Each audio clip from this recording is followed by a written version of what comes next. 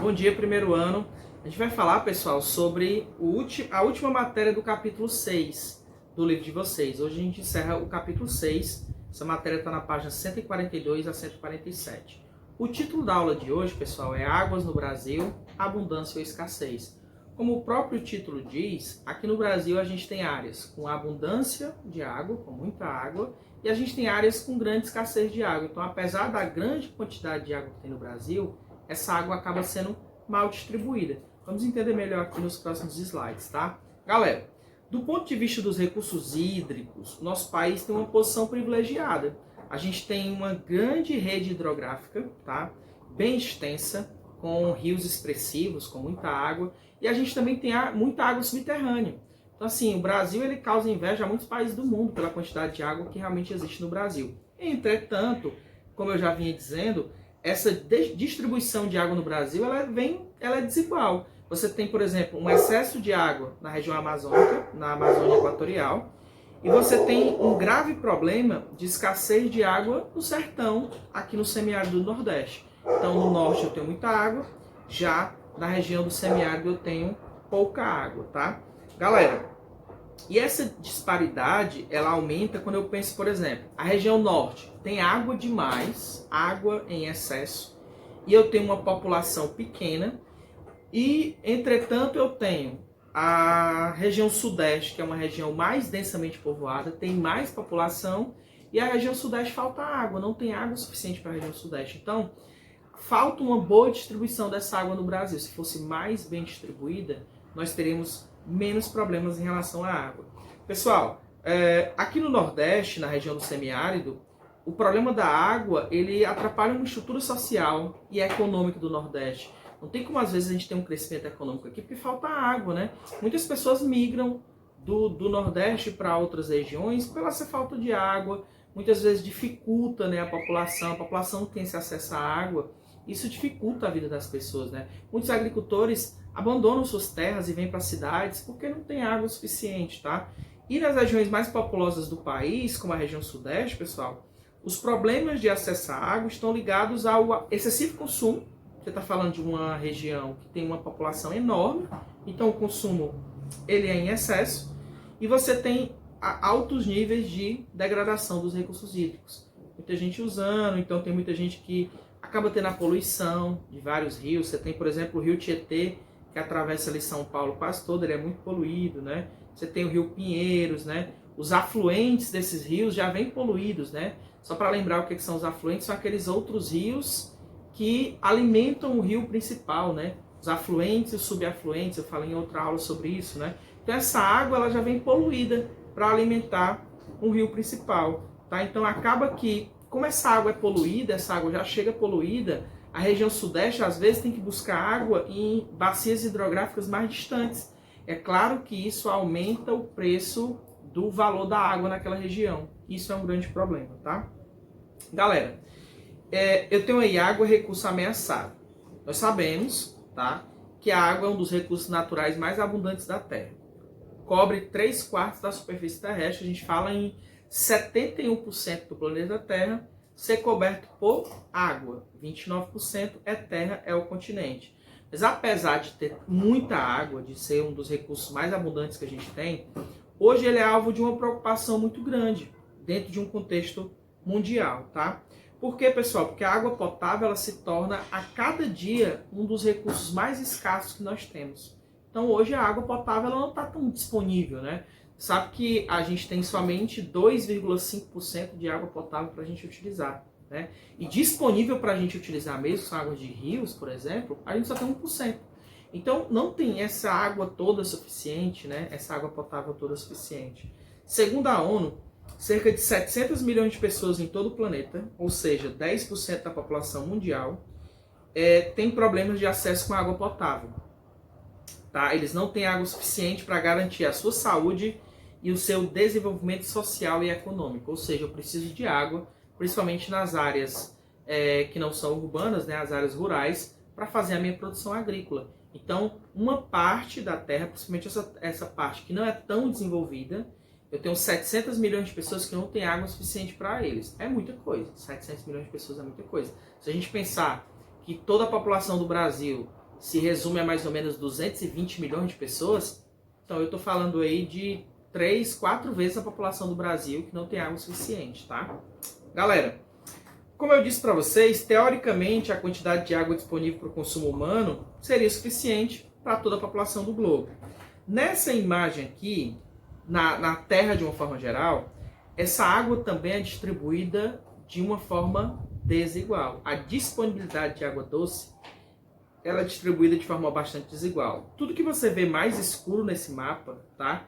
Você está falando aí de uma escassez absoluta. Você encontra nessas regiões, você vê que eu estou falando aqui da África, um pouco aqui da Ásia, né? Principalmente do Oriente Médio.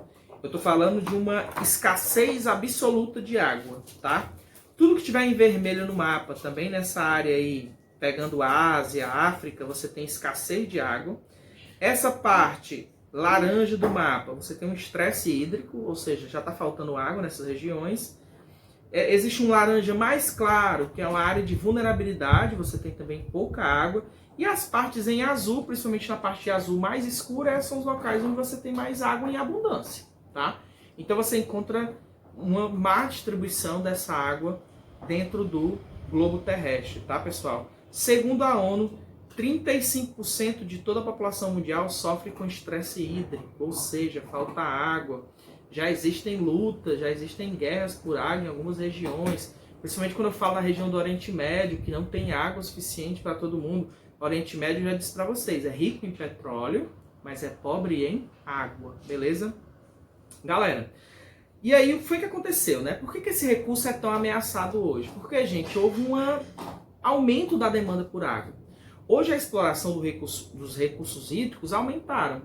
A gente fala de uma população de 7,2 bilhões de pessoas no mundo. Essa população cresce lentamente, mas cresce. E é claro que quanto mais população, mais eles precisam intensificar a exploração dos recursos hídricos. E hoje o consumo de água está mais ou menos assim. Eu tenho o consumo de água na agricultura, que passa de 70%, então se usa muita água na agricultura. Eu tenho no uso industrial de 22% e o uso doméstico apenas 8%. Então, aonde a gente gasta mais água, professor Miguel? Na agricultura. Em segundo lugar, na indústria. Em terceiro lugar, no uso doméstico. Agora, pessoal, esse aumento do consumo também está ligado ao desperdício da água. Veja bem, eu coloquei uma imagem aqui de uma irrigação. Você está vendo aí um processo de irrigação, tanto na imagem 1 quanto na imagem 2. Galera, quando essa irrigação dessa lavoura ela é feita em dias ensolarados, em locais muito quentes, às vezes a água evapora antes mesmo de alcançar as plantações e de molhar o solo. Então, uma parte dessa água que está sendo usada aqui na irrigação, ela é perdida antes mesmo de ela chegar na planta. Porque é um dia ensolarado, é um local muito quente, então essa água evapora antes mesmo de chegar na planta, antes mesmo de chegar no solo. Então também existe muito desperdício de água dentro do planeta Terra, principalmente quando a gente fala em agricultura, tá? Por exemplo, existem algumas regiões do mundo, que Israel, por exemplo, que é um local praticamente seco no mundo, eles fazem técnicas de gotejamento. Eles usam a água, somente aquela água suficiente do que aquela planta precisa, não usa mais do que isso. Eles fazem todo um estudo em laboratório de tudo que aquela planta vai precisar de água, e eles só usam aquilo. É a técnica de gotejamento. Como eles não têm muita água, eles usam o pouco que eles têm para a agricultura, para não ter desperdício, ok? Já nas cidades, pessoal, há desperdício também, porque você tem vazamentos domiciliares, né? Vazamentos, às vezes, antes mesmo de chegar na sua casa, tem os vazamentos, né? Que é na rede de distribuição, que a gente chama, né? Você tem, às vezes, as pessoas têm o hábito de lavar calçadas, que o ideal é varrer, mas as pessoas têm o hábito de lavar calçadas, lavar os carros, né? Tomar banhos demorados, deixar as torneiras abertas de forma desnecessária. Às vezes a pessoa liga o chuveiro ali, né? O chuveiro fica ligado ali meia hora e a pessoa se ensaboando. Então, são gastos, né, de uma água que já temos pouco esse recurso para utilizar e as pessoas realmente desperdiçam bastante, ok? Galera, nós temos também outro problema, e eu mostro nessa imagem, a poluição hídrica, né? E outro desperdício que a gente tem em relação à água é essa poluição hídrica. Você tem, por exemplo, uma rede de esgoto que está sendo lançada diretamente aí no rio. Você tem aí, por exemplo, um navio petroleiro que está aí jogando óleo, né, jogando petróleo aí no mar. Você tem, por exemplo, aí nessa imagem, rios poluídos, as pessoas jogam às vezes o lixo ali no rio. Então você vê que a gente não utiliza realmente de forma adequada esses rios. Para você ter ideia, nos últimos 50 anos, a poluição dos mananciais reduziu as reservas hídricas em 1/3. Ou seja, a poluição, os mananciais são os rios, são os lagos, né? São as lagoas. Então, a poluição dos mananciais, a poluição dessas águas, reduziu a nossa reserva hídrica, que já era pequena, em 1/3. Então, a gente realmente não está utilizando de forma adequada. É claro que quanto mais urbano é a cidade, mais problemas a gente vai ter. Porque você tem, por exemplo, a descarga de um esgoto doméstico dentro do rio. Você tem, por exemplo, resíduos tóxicos da indústria que são lançados diretamente no rio, numa lagoa. Então acaba que os cursos de água acabam ficando muito poluídos.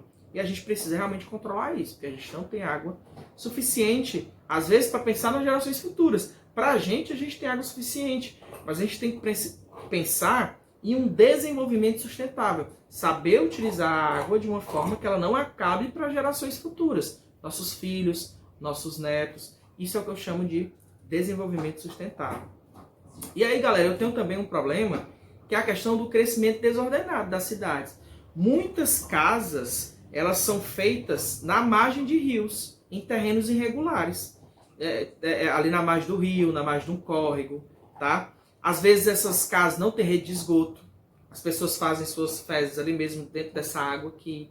Então, uma casa que não tem, às vezes, banheiro, pra você ter ideia, né? Então, eles pegam essas áreas irregulares, destroem as matas ciliares, que são as matas que estão, já falei o que é mata ciliar em outras aulas, né? São essas matas que estão do lado dos rios, que protegem as nascentes dos rios, retiram toda essa mata e fazem as suas construções, como eu estou mostrando nessa imagem, em locais irregulares. E, claro, aumenta o nível de contaminação e poluição das águas. No campo, pessoal, eu estou mostrando uma imagem aí de uma pessoa que está lançando agrotóxico aí, tá? Na agricultura. E é claro que você tem inseticidas, herbicidas e fungicidas, que muitas vezes vão contaminar o solo. E aí, gente, esse material muitas vezes não fica só no solo. Esse material infiltra e ele pode chegar a contaminar os lençóis subterrâneos. Professor, o que é um lençol subterrâneo? Me lembre aí. São as águas subterrâneas. É a água doce que nós temos embaixo da terra. Então, pessoal, o uso intensivo de inseticidas, herbicidas e fungicidas pode causar esse problema de poluição de água doce que a gente tem no nosso subterrâneo, né? Contaminando o pouco de água realmente que a gente tem. Os rios e os lençóis, por sua vez, têm sido explorados de maneira muito intensa, principalmente para irrigação, já mostrei, né, as técnicas de irrigação, e para a dessentação do gado bovino. O que é isso? É a sede que o gado bovino sente, né? Ele vai beber nessa água do rio e é claro que vai também reduzir a nossa água que a gente tem. Em resumo, tá, pessoal? O grande aumento do consumo, o desperdício, a degradação dos recursos hídricos vem provocando essa escassez hídrica que a gente tem a cada dia. A cada dia a gente reduz a nossa quantidade de água potável em várias partes do mundo. Então é preciso que haja racionamento, é preciso saber utilizar a água que a gente tem, cada um pode fazer a sua parte. A sua parte é simples, às vezes estar escovando os dentes, fechar ali a torneira, é tomar um banho, vou me ensaboar, eu me ensaboo com o chuveiro desligado. Eu vou lavar o carro, eu lavo ele com uma quantidade mínima. Eu já vi pessoas que lavam o carro com um balde de água só. Enquanto tem pessoas, por exemplo, que levam um carro para o lava-jato. Gente, vocês já viram a quantidade de água que se gasta em um lava-jato? Então, gente, você precisa fazer a sua parte, porque a gente não tem água doce suficiente para a vida na Terra. E sabemos que a água é essencial para a vida, como outras coisas, como o oxigênio, né, como a gravidade, mas a água é essencial. Sem água não tem vida. Tanto é que em outros planetas, a primeira coisa que eles procuram é se tem água para ter vida. Por exemplo, em Marte, eles encontraram água em estado sólido, a princípio, tá? E ali não sabiam se ia ter vida ainda, porque a água em estado sólido, né? Nós temos muito também aqui. Nossas geleiras são quase 97% de toda a água doce que a gente tem. Mas depois encontraram água em estado líquido, e aí dá para perceber que uma água em estado líquido a gente tem a possibilidade realmente de ter vida. Então é isso, tá, galera? Lembre-se sempre de ler essas páginas. No material eu estou indicando quais são as páginas que você vai ler, porque essas páginas facilitam o entendimento, você vai conseguir linkar com o que o professor falou. Se tiver dúvida, você assiste essa aula no canal do YouTube. Eu vou também reforçar essa aula lá no Meet para vocês não tenham dúvida. E muito obrigado, saudades e se cuidem, pessoal. Até a próxima. Muito obrigado pela atenção.